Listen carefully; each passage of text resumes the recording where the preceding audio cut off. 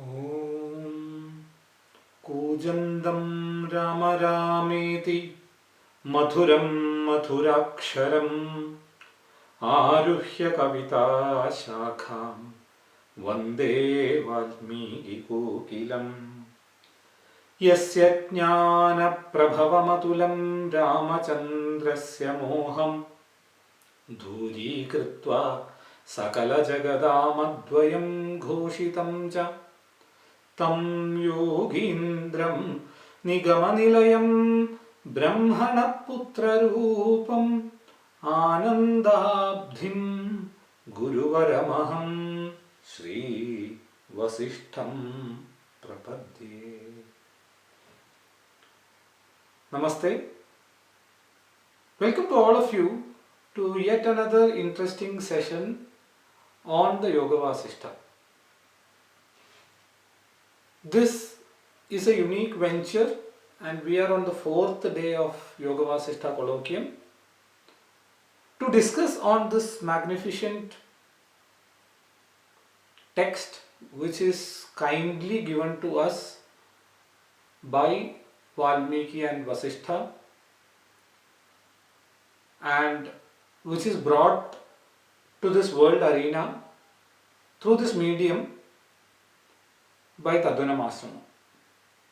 So the first two chants that I recite before beginning this are the salutations to sage Valmiki, the first one which is very common and very popular, and the second one to sage Vasishtha. Since we could not find many verses in salutation to him, we had to write on our own. So I just wanted to recap on what we discussed for the last 3 sessions.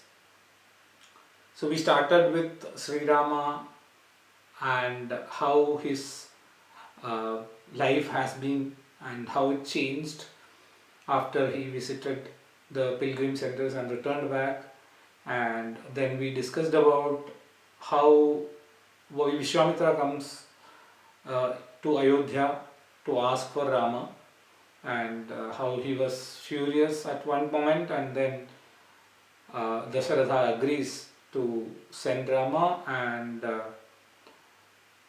Rama comes in and he puts up all his questions.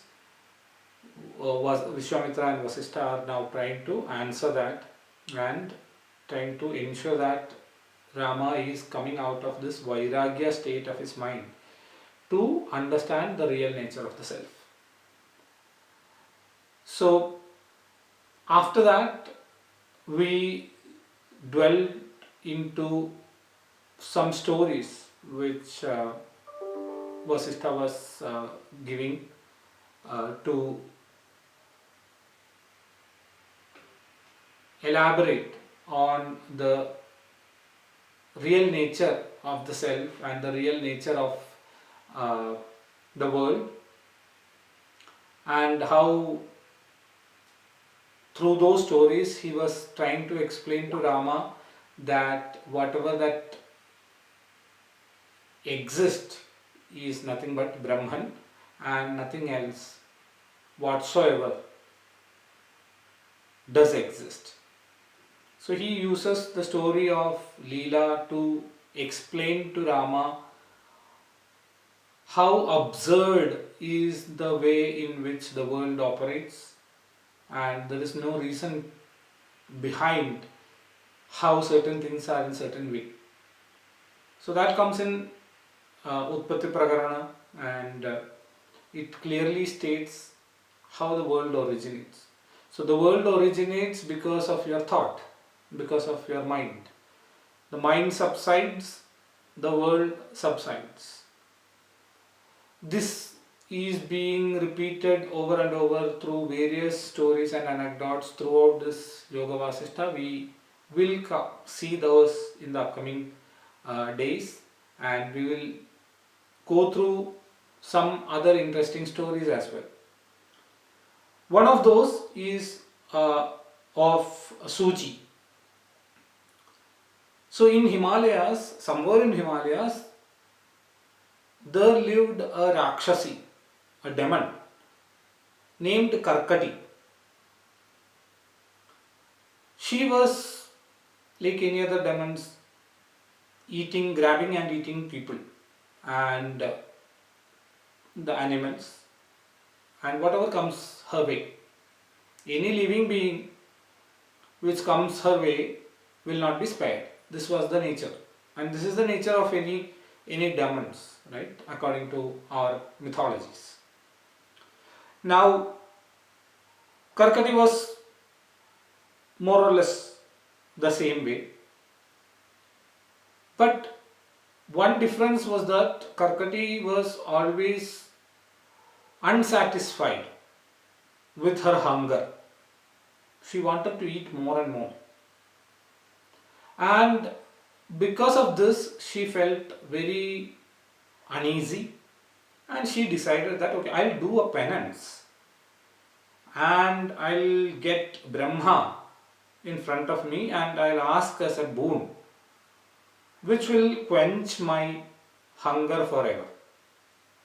With this thought, Karkati goes on doing the penance for years together. And her body was weak, it was becoming weak, and she was not having proper food, but she withstood all those things and she continued the penance. By her great penance, Brahma decided to appear before her. And Brahma appears and asks, "Oh dear Karkati, open your eyes, I am here. You were doing penance to have your desire fulfilled. Now ask for it and I shall give you."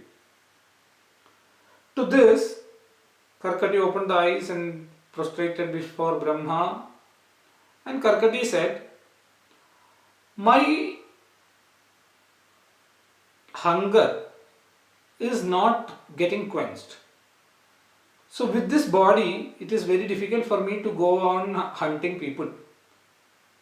Her body was very huge.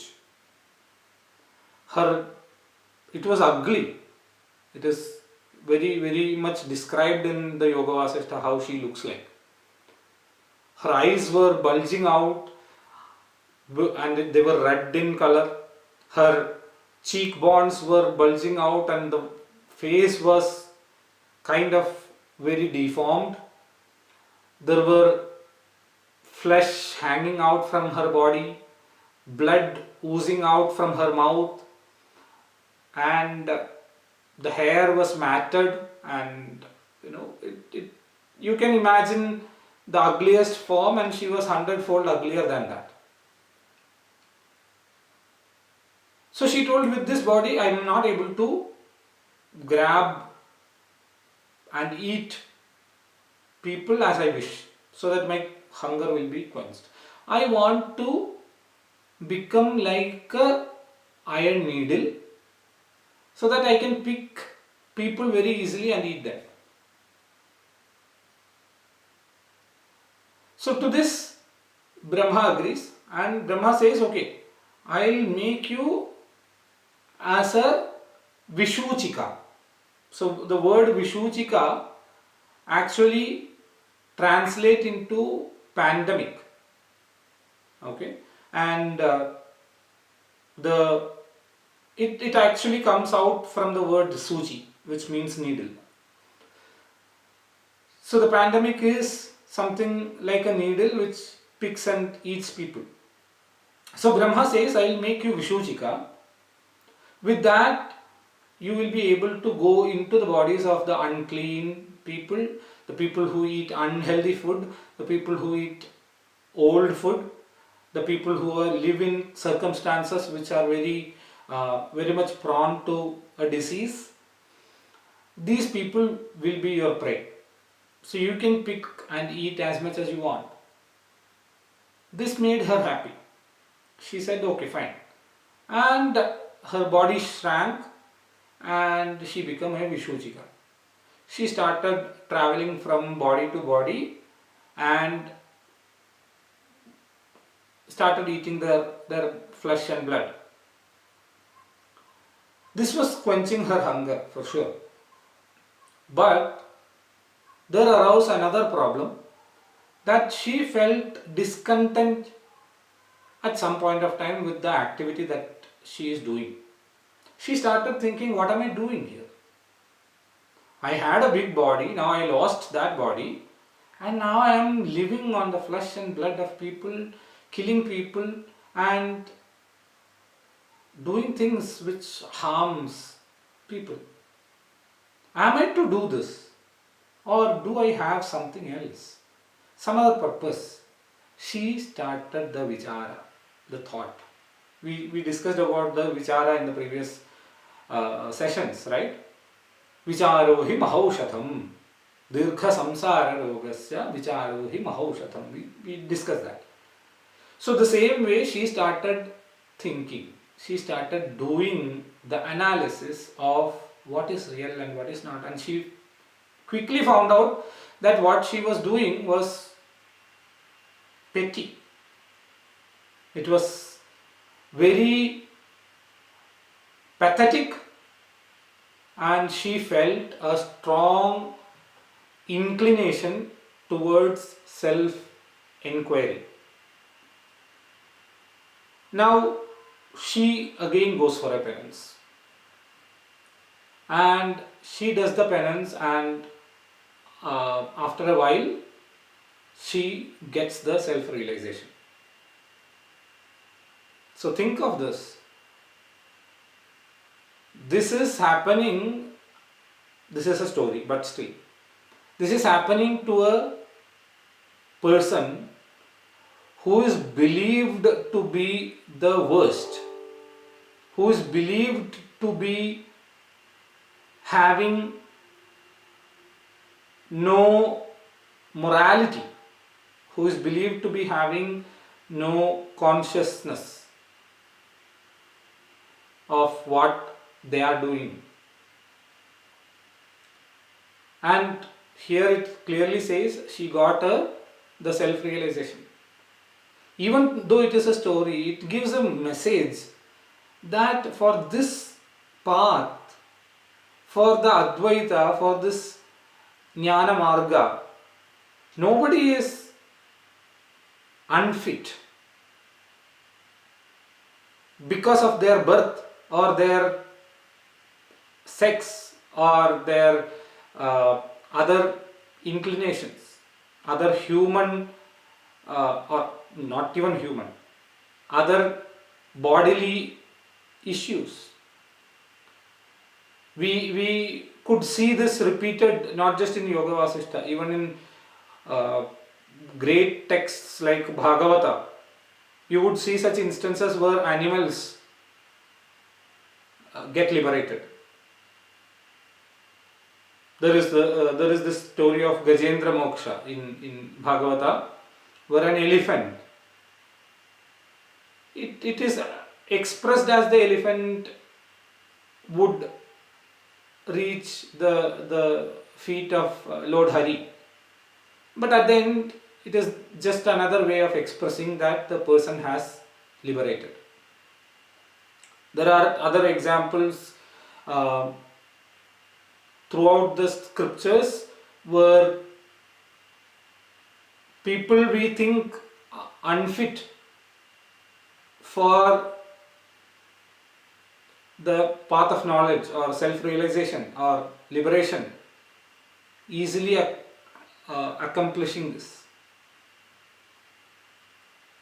So the message here is that nobody is unfit because of their birth or their inclination or gender or whatsoever that is, because this is unreal.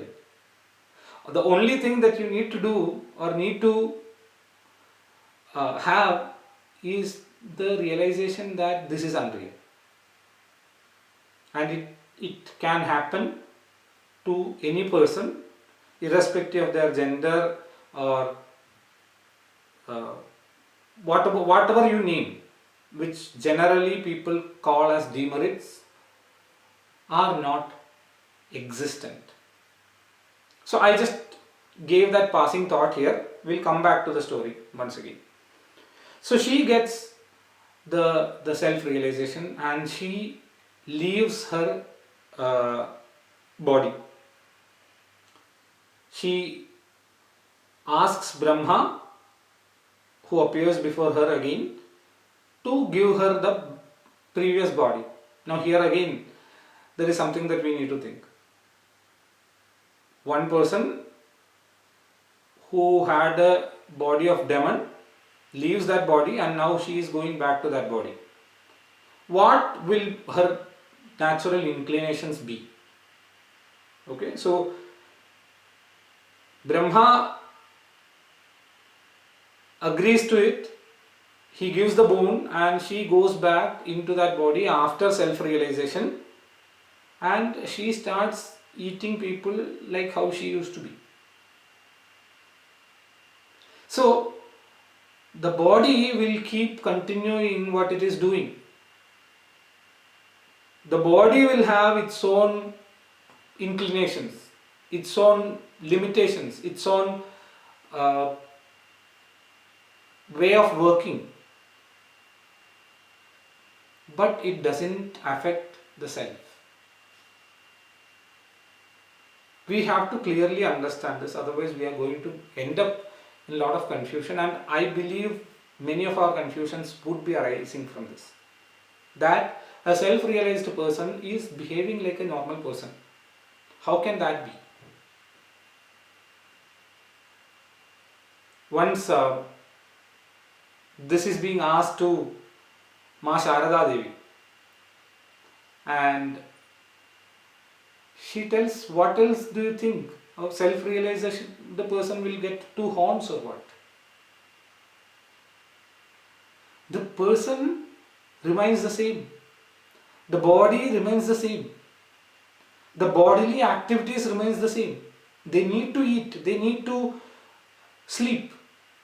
The self-realized person will eat, will sleep, will do whatever a regular body would be doing. Sri Rama himself, after listening to the entire Yoga Vasishta and living, adhering to its advice, a liberated life, he was involved in all the political affairs of the country, in killing the demons, in ensuring that the people are getting benefits by taking action against the people who are immoral. He had kids, Lava and Kusha.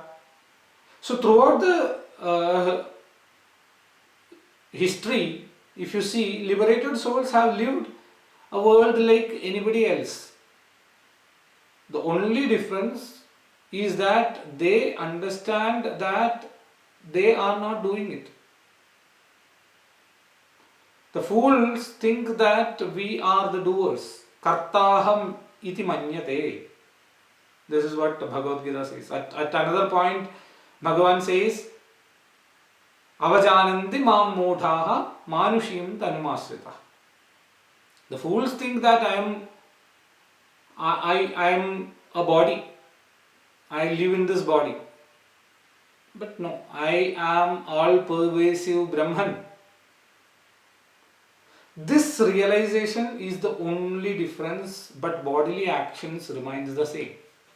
So it is very hard and not advisable to judge people, because you never know what is their mental state, especially the Mahatmas.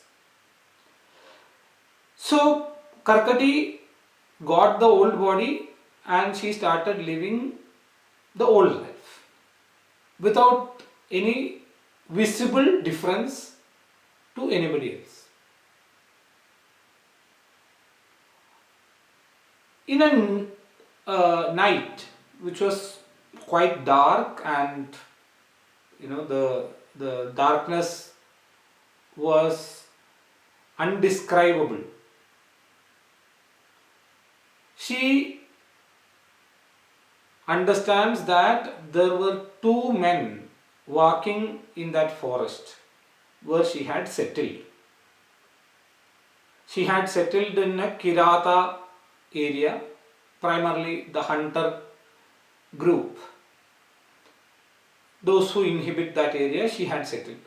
So, she heard the noise of two people walking, and she thought, okay, probably I have food. And she walks towards that area where she heard the noise, and she finds two young people walking in the jungle. So naturally, she had that, her body had that inclination to eat them, but she thought, after assuming this body, have only eaten people who are fools and who are a weight to the earth. This is a simile which is taken from Bhartrhari. He says that, I took it from that. Bhartrhari says that, Bhuvi bhara bhutaha yesham na vidya na tapo na danam jnanam na shilam na guno na dharma te martya roge bhuvi bhara bhutaha manushya rupena mrigas charanti. So it means that, in a nutshell, people who do not have the virtues are a weight on earth, nothing more. Anyways, she thinks that, okay, I'll eat these fools. They must be fools to walk through this jungle at this night. Then, as she approached them, she thought, okay, let me test whether they are really able people or not. And then she makes a loud noise, and with which the world itself will shake. And she tells them that this is my area and you have entered this without my permission. I am going to eat you. To this, these two young gentlemen respond saying that, hey, why are you making loud noise? We can hear you. So there is no point in making loud noise. And you eating us, we will see. First you come to our view from where you are hiding. Looks like you are afraid of us. So stop hiding and come to us. Then we will see. This answer actually amuses her, the Karkati. So Karkati understands that, okay, these are not common men. Because if it was common man, then he definitely would have either felt unconscious or ran away. These two gentlemen are standing there on their ground, and they are challenging me. So naturally they have got some power. Okay, let me see if they are wise or not. Because after assuming this body of Karkati, after the self-realization, I have taken a vow that I will not harm any wise man. I cannot do it. So let me see if they are wise or not, and let me ask some questions to them. So she says that, okay, I'll ask you some questions. If you answer them correctly, you will be spared. If not, you will be eaten up. The young man said, okay, shoot on. And Karkati puts up a lot of questions which were very absurd. She asks, which is that atom in which the whole world appears as bubble in the ocean? Which is that sky which is not a sky? Which is nothing but everything? Which is the thing that does not move but is moving? Which is that thing where everything appears as its own part and nothing is apart from that, which is lively but not moving. What is standing but not standing? What is painting the sky? Likewise, she asks a lot of questions which to a common man looks absurd. But the king and the minister, who were these two gentlemen, who had come to hunt the demons in that forest and who stood without a fear in front of Karkati, answers them well. So first the minister answers and then the king. So the minister says, what you have asked is about consciousness, bodha. Bodha is as small as an atom, but in that this whole world appears and disappears. Worlds, Brahmandas would appear and disappear in consciousness. We saw in Leela's story how the mind creates worlds after worlds. So all these worlds are contained in the bodha, which is not to be seen. So it is as small as an atom. It is sky because sky means akasham, in which gives space. So in this bodha, this whole universe is included. It gives space to this whole universe. So bodha is the sky, but it is not a sky because it cannot be perceived. The world is moving, so you might say it is moving, but it is not moving. The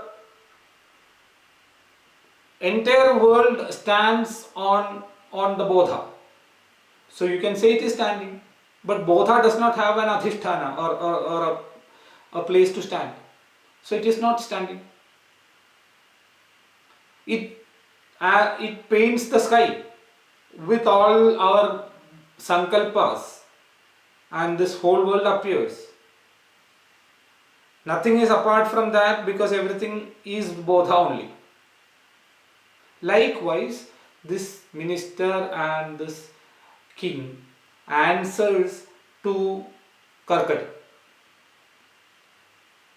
Now this is a very interesting conversation between them, because it resembles some of the Upanishadic concepts, some of the Vedic concepts. Tadejadi tannejadi taddure tadandige tadandarasya sarvasya tatu sarvasyasya bahyata. There is a verse like this in the Vedas. It moves, it does not move. It is far, but it is near. It is inside everybody, but it is outside everything. So these contradicting statements about the same subject at least should give us a feeling that okay, this is something which we cannot describe, which we cannot perceive through our intellect or reasoning, which is beyond that, which is beyond reasoning. Maybe that was the intention, I don't know.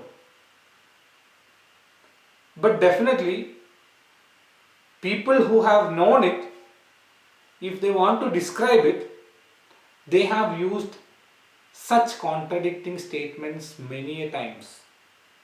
It is not to confuse us, but it is to make us realize it is indescribable. It is to make us realize that to know it is to know it. There is no, when generally some people ask, okay, how does it look? You can tell that, okay, it looks like something. It, say for example, how does what is white? Okay, you can tell to a person who has the vision that, okay, white is the color that you will see in milk. But to a blind, he will ask, okay, what does the milk look like?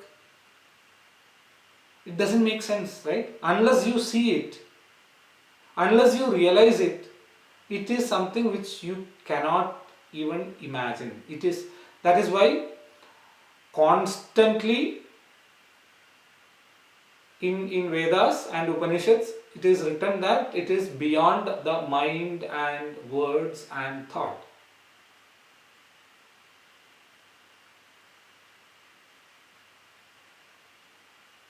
Mind is the thing that imagines, right? It is beyond that. Na tatra vak gacchati na manak gacchati. Indriyani paranyahu indriyebhyak param manah. Manasastu para buddhi. Yo buddhe paratastu saha. From Bhagavad Gita. The sensory organs are told to be the ultimate. Even beyond that is the mind. Beyond that is the intellect. And even beyond that is what it is. Paratastu saha. He is beyond that also. So clearly it states that all that you can say about Brahman will be proven as not fitting to the real nature of Brahman. So this is the question that was asked by Karkati and the answers given by these two great gentlemen who were the king and the minister of the Kirada Mandala. This makes really a great, a happy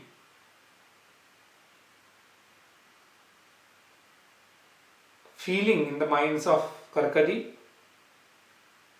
and she actually wants to be friend with the king. So she requests that can we be friends, and the king readily accepts because he also understood that Karkati was not a demon but a real Mukta Purusha, a liberated soul. So they become friends, and the king was asked to go back, allowed to go back. Before going back, the king requests Karkati that you are such a liberated soul and you are indulging in such activities of doing harm to others.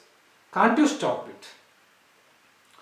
So Karkati answers, yes, of course, you are my friend and I'll do whatever is pleasing you.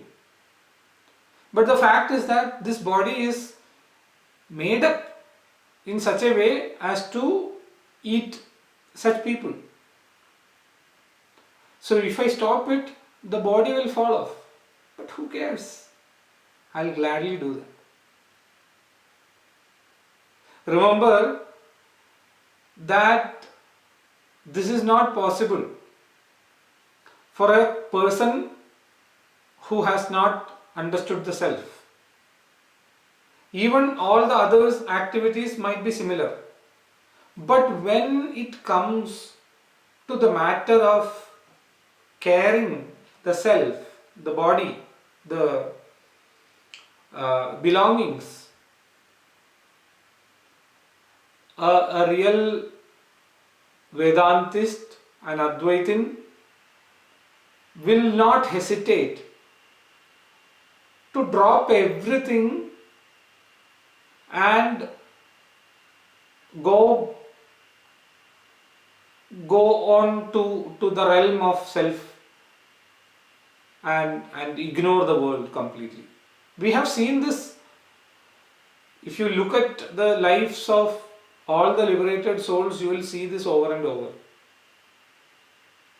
that when a time comes when there is a real need, they just they do things which you can't imagine.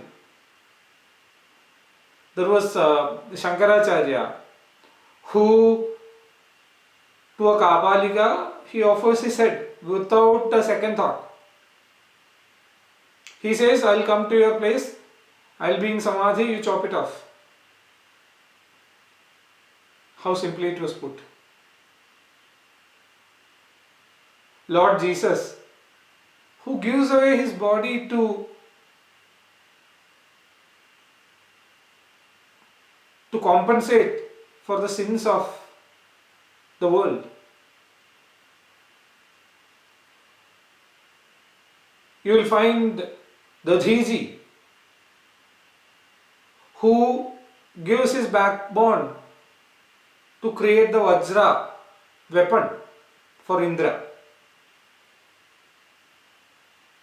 You will see a lot of such examples all across the world who do not care their body and they are ready to leave that at any point of time without any second thought. Now this is a difference. You might have not observed any difference in their worldly activities. It will be all similar. But at this stage, me or you, would we be able to do this at this point of time? No. Because we are still Baddha Jivas. We still believe this body is us. We do not understand that we are beyond this. So Karkati readily accepts. She says, okay, I'll not eat the people of your country. So in a few days, my body will fall off and I'll be free. So then the king felt bad, in the sense that is not how a friend behaves. So the king says to Karkati, I have another approach, another alternative solution. Anyways, I have a lot of fools and immoral people and thieves and all those people who are, as I told, the weight on earth. I'll gather them and I'll store them in the prison. Once in a month or something, you can come, collect them, go to Himadri and eat them happily. And Karkati said, okay, if that is your wish, I am okay with that. See, they are okay with both. That is the peculiarity. They do not have any wish to be or not to be. Both are fine. So she readily accepts the proposal. They go to his palace. She takes a form of a nice lady, stays there for some days. By that time the king collects all these people. She takes them and flew away to Himalayas and eat them. The story ends here. And Vasishta says that you see how Karkati could come out of the thought that this body is actually the self. The problem is that to identifying yourself with something that you are not. That is the problem. And you have seen how Karkati comes out of this. O Rama, this whole world is a deep sleep. It is a long, deep sleep from which people will have to wake up at some point of time. Just like you wake up from the sleep, from the dream, and you realize that it was all something which didn't exist. You, when waking up from this waking stage into the self-realization, would realize that whatever you saw was sarvam manakkalpidam. Everything was the imagination of the mind. There was nothing as world. Or there was nothing as world which is beyond Brahman. What you see as world is Brahman. Why you see it as world is because of your mind. And how you can see it as Brahman is also because of the mind. You have to train your mind. Bhava Advaita Abhyasa. You have to imagine Advaita everywhere. You have to, whenever you see a distinction, whenever something is giving you pleasure, something is giving you pain. The things that gives you pleasure, you will feel attached to it. You will feel more of it. You will want more of it. The things that gives you pain, you will want less of it. The moment you can balance this out, Vita Raga Bhaya Krodha Sthitathir Muniruchyate. The Raga, Bhaya and Krodha, the desire, fear and anger. If we can get rid of these and make ourselves balanced, then our mind will become purer. The mind is impure because of the raga and dvesha, because of the desire to have or not to have.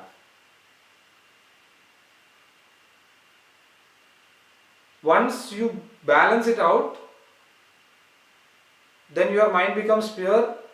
Once the mind is clear, then everything becomes clear to you. It is because the mind is always painted with this, the glass of mind is always painted with this raga and dvesha, that you cannot see the self. Once you wipe it off, you will be able to see it clearly. This is a constant effort, and it is very easy to say, very difficult to practice. But once you start applying it on your day-to-day life, once you start to see it in most easy situations, start from there, start practicing it when you do not have you do have a choice. When you have a choice, you purposefully negate the thing that you want.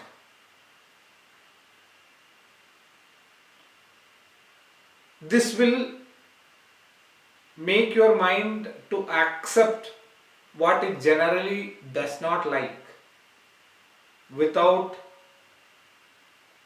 a remorse. So when you are given a choice to eat a sweet or a bitter, mind would naturally tend towards sweet. You practice to accept bitter. Try it.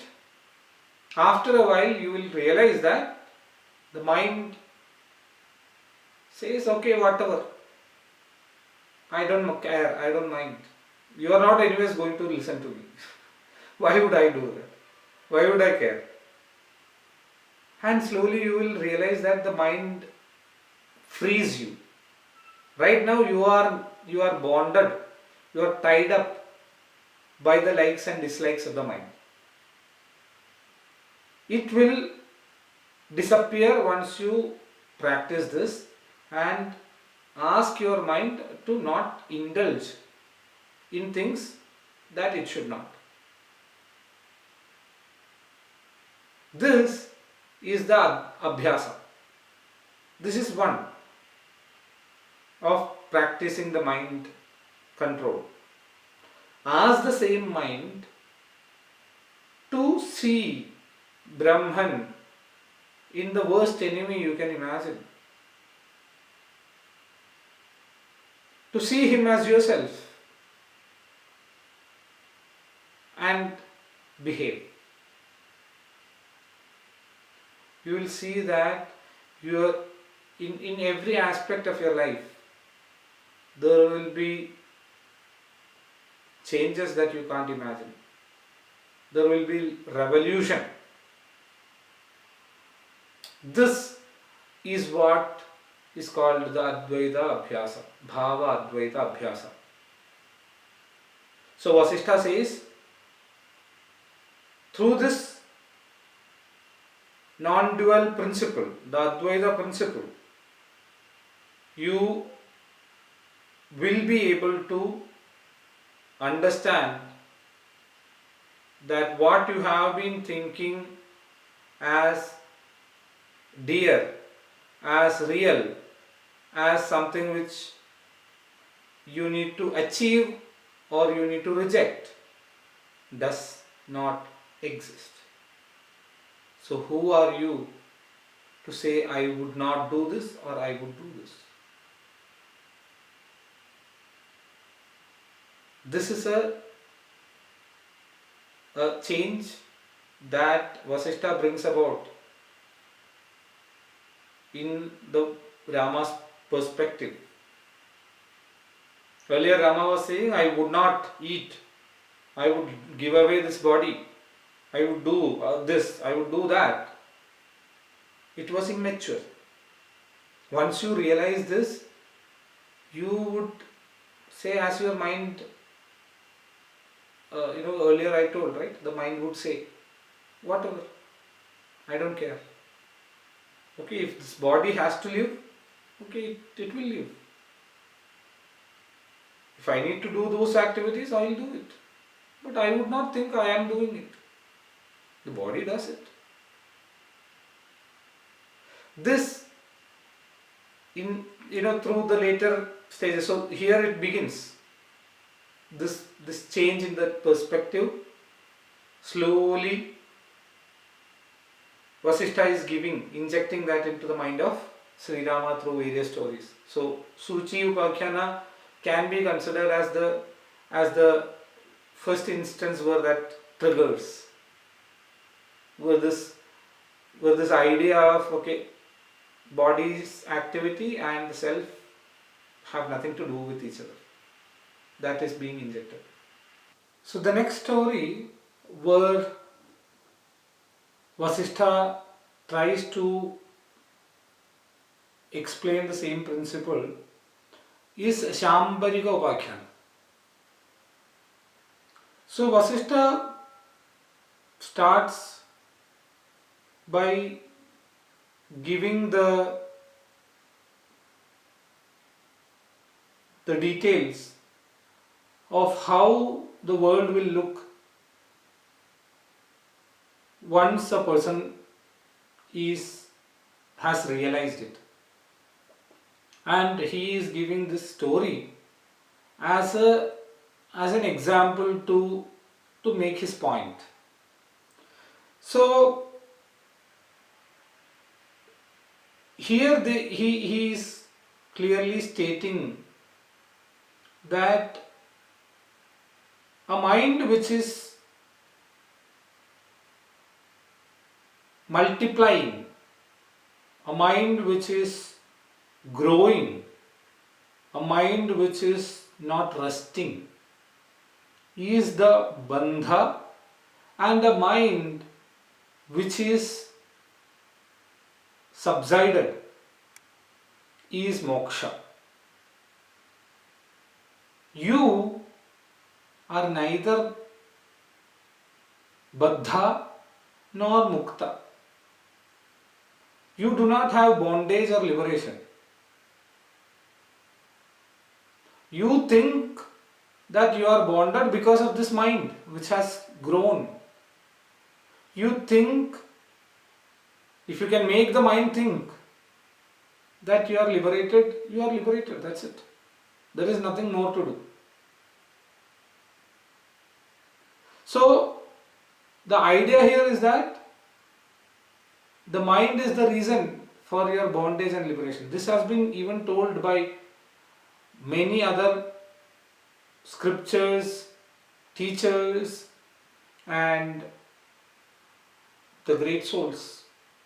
Swami Vivekananda himself repeats the same principle at various places. So here the story begins with a king who was ruling the country called Uttara Pandava. His name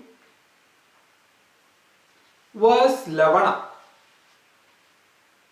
Lavana was a very pious, very charitable, very just king, and he was ruling the country like Indra was ruling the world.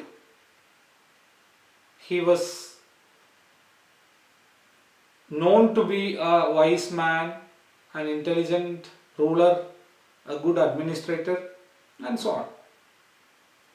One day, a magician comes to his palace, to his court, and the magician comes with a lot of gestures. He makes a lot of gestures and noises, and he comes to the court and stands before the king. He says, I am so and so, and I am a magician. I want to enchant you with my magic. That is the reason why I have come. Saying so, he takes a peacock feather and he waves it. As soon as the peacock feather is waved, a person from neighboring king's court, a messenger, comes with a horse to the palace, and he prostrates before the king and he tells, my lord, who is the king of your neighboring country, who is your friend, he has sent this horse named Uchchaisravas to you. This horse is known to be very fast, very healthy, and my lord does not find any other fit person than you to present this as a gift, who should be riding this. So please accept this gift from my king. So the king was happy. At that time, this magician again waves this peacock feather. Just then, the king was like a statue. He was not moving, not blinking, and he stood like a picture. He was motionless. And after a while, he regained the consciousness and he was like afraid. He was trembling with fear. He was crying out loud. And the entire court came and consoled him and asked him what happened. As soon as the magician waved the peacock feather, you stood like a statue.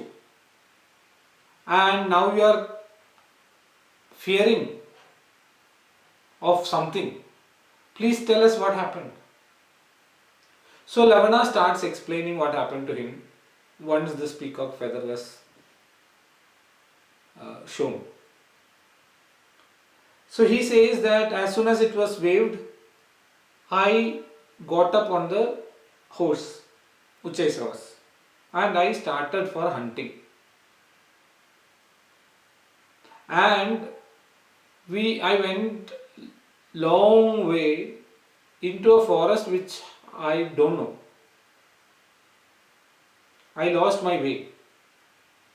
I wandered in that jungle for the entire day, trying to get out of it, but I could not.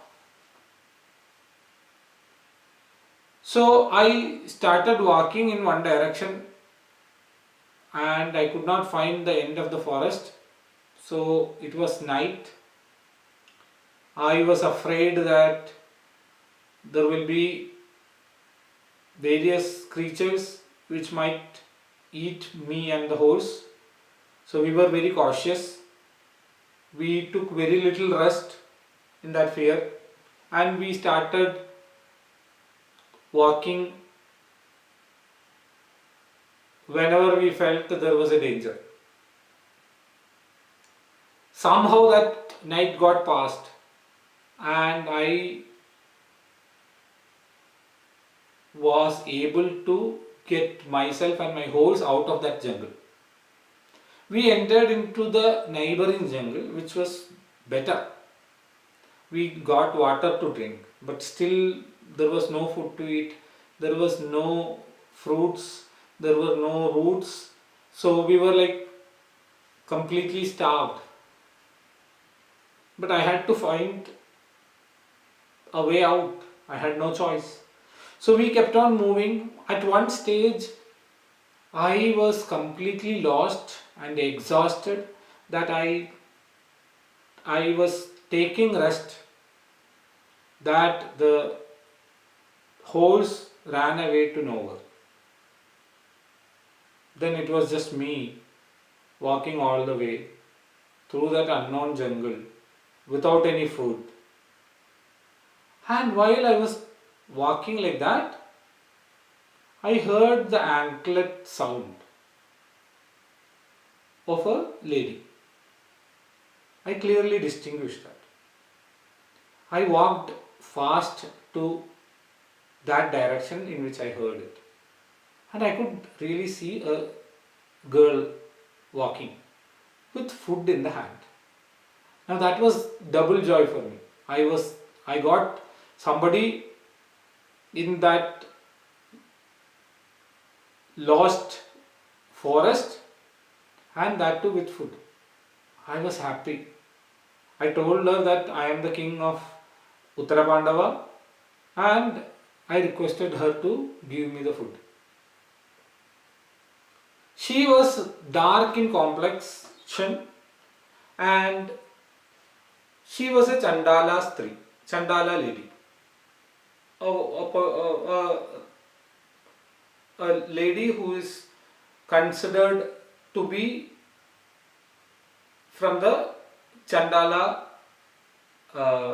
caste, who were considered as generally untouchable during the olden times.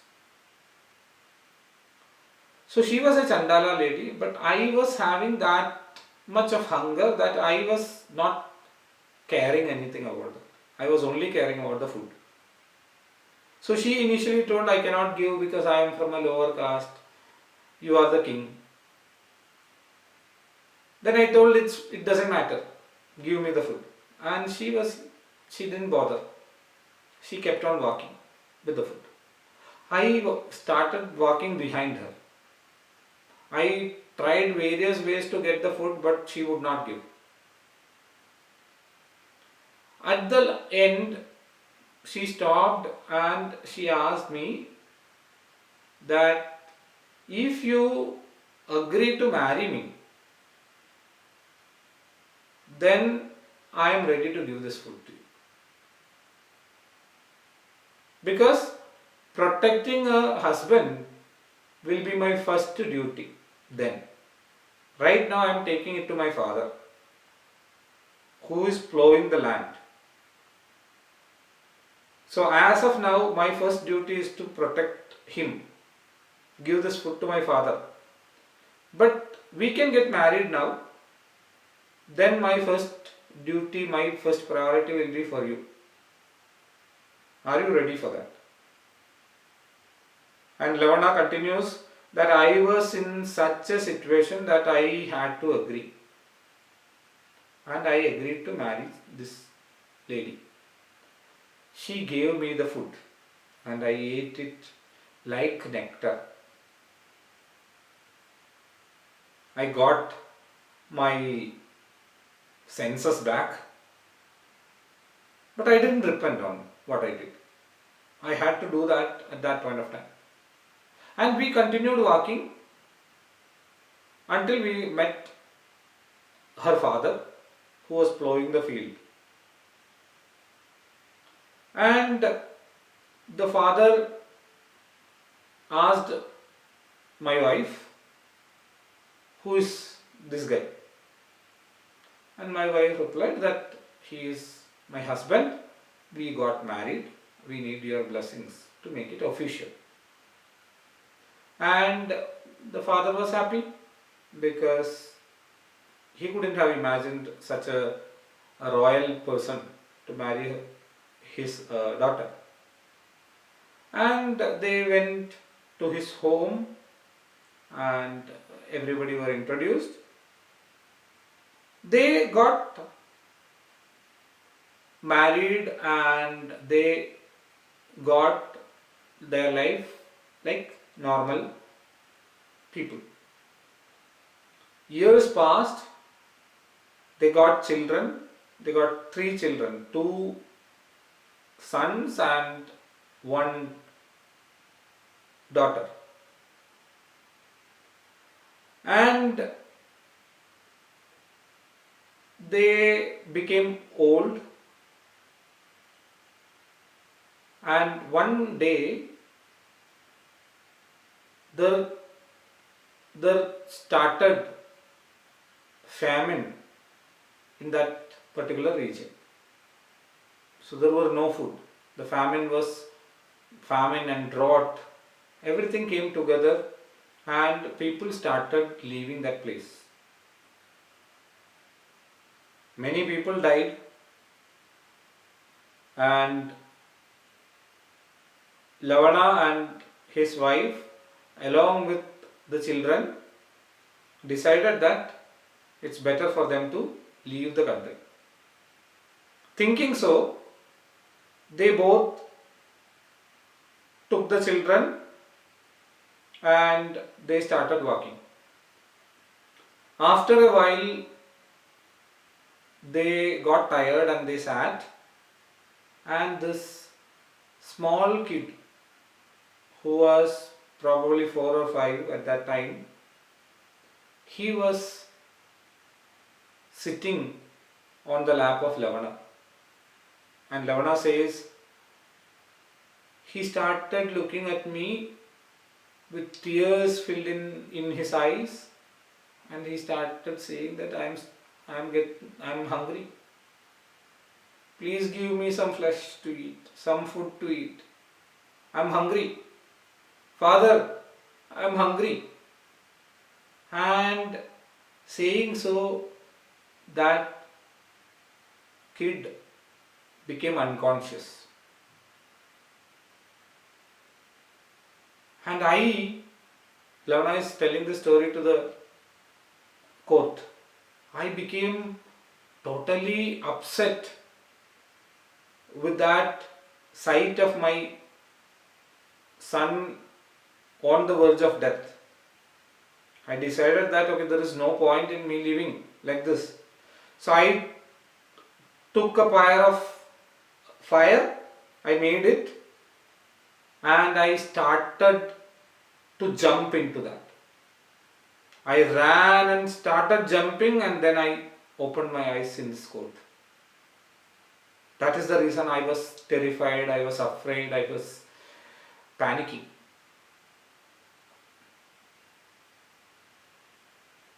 And to everybody's surprise, they could not find the magician also there. Saying so, Vasishta says that this is the story of Lavana. And through this story,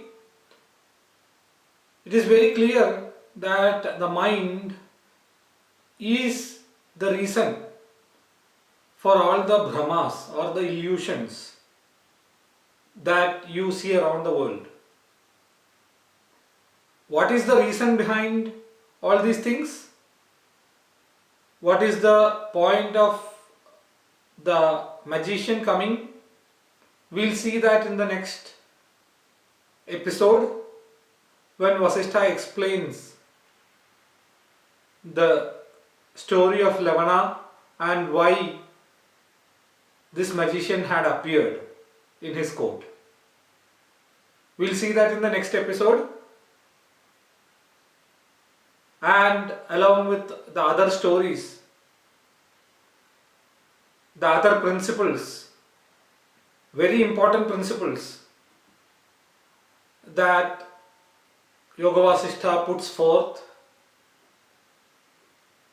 with respect to the mind and its 7 levels or stages that it goes through. So we'll see that in the next episode.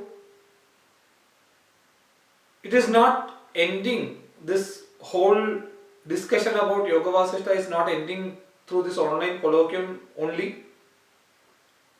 The culmination of all this effort is the Shivaratri celebration that is going to happen on March 8th at the Tadvanam Ashramam in Kalladikkode, Palakkad. So I request all of you to be present over there. We will have a Tatchindanam discussion on Yoga Vasishta on the same day, led by Sri Jayakumar Ramakrishnan. We would be having the Satyakama Vaidika award being awarded to Sri Surendran Idakkidathu, who is a scholar, who is well versed in Yoga Vasishta, who has translated the entire Yoga Vasishta into Malayalam, word by word. The 32,000s have been translated by him. Pujya Swami Mokshavratananda will be awarding the Satyakama Vaidika award. So I request all of you to be present over there and make yourself blessed with the discussions around Yoga Vasishta, with the Vaidika Homa that is going to be performed over there, with lot of entertainment activities presented by the kids, with the Shuddha Bhasma Nirmana, the preparation of the holy ash, and lot many activities to celebrate one of the greatest spiritual occasion that happens every year, which is the Mahashivarathri. So I request you to be present over there physically. It will be streamed as well, so you can watch it and be blessed as well. With that, I'll conclude today's session. Once again, thank you very much for being attentive and for listening to this Yoga Vasishta colloquium. We'll see in the next episode. Until then, Namaste, Om Tat Sat.